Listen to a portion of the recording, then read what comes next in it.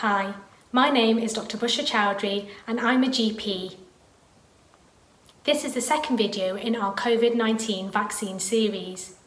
You can see the other parts and all these videos translated into several languages over on our ASTOC YouTube channel. Dr. Inam Haq, GP and ASTOC Chair, when will I get the vaccine? The independent advisory group who advised the government and the medical profession on which COVID vaccine to use in the UK have also given some guidance on who should get the vaccine first. Those at the highest risk of illness from COVID should get it first, and it's to start off with residents and staff in care homes and those over the age of 80. Over the next few months, those over 50 and those with chronic health conditions should also be getting the vaccination, thus reducing transmission of COVID.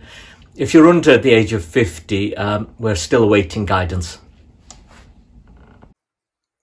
Dr. Joseph Omafuma, GP and COVID-19 Vaccine Centre Coordinator, what is the process of getting the vaccine?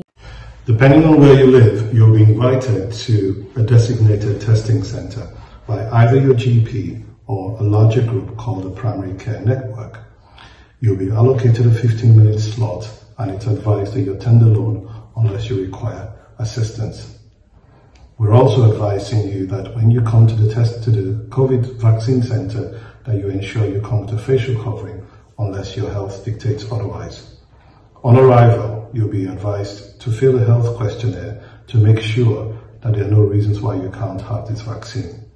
Once you've been cleared of this, the vaccine will be administered to you in a part of your muscle, either your left, your right arm, your deltoid, or anywhere around your thighs where you have muscle.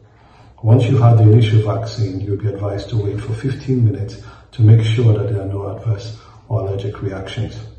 It's also important within this 15 minutes to be allocated your next appointment for the next vaccine slot. It's really important to emphasize that you shouldn't leave the testing site without the appointment for the next vaccination, because one dose alone is not enough to ensure that you're properly vaccinated. Once you've had your appointment and you've waited your 15 minutes, you'll be ushered out in a safe way possible through the nearby exit. Dr. Farah Fazana, Junior Doctor and ASTOC Champion. What's it been like looking after patients with COVID-19 in hospital? Working in hospitals during the coronavirus has been very hard and challenging. We've had to be adaptable, work as hard as we can, and only when things seemed to be getting easier, it was only getting harder. During the first peak, we had more than 300 patients admitted in our hospital. That's more than 70% of the hospital's capacity. Just as we dealt with the first peak, the second wave arrived. This time we were tired and overworked. And this time the coronavirus was affecting patients that were much younger. Many patients did well and was discharged home and are continuing to doing well. Some had long-term effects and some unfortunately didn't make it at all. The worst thing of it all was the loneliness of this disease. Every day we were having difficult conversations with families and friends over the phone. Some we really don't like having. These patients were all alone during their stay in hospital and sometimes in their final hours.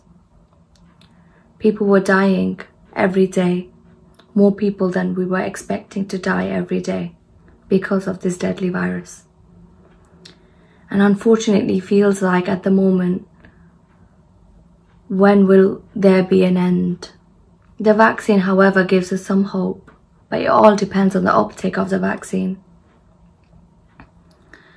Please take the vaccine and help us deal with this coronavirus. I'm sure we all want to get back to normality as quick as we can.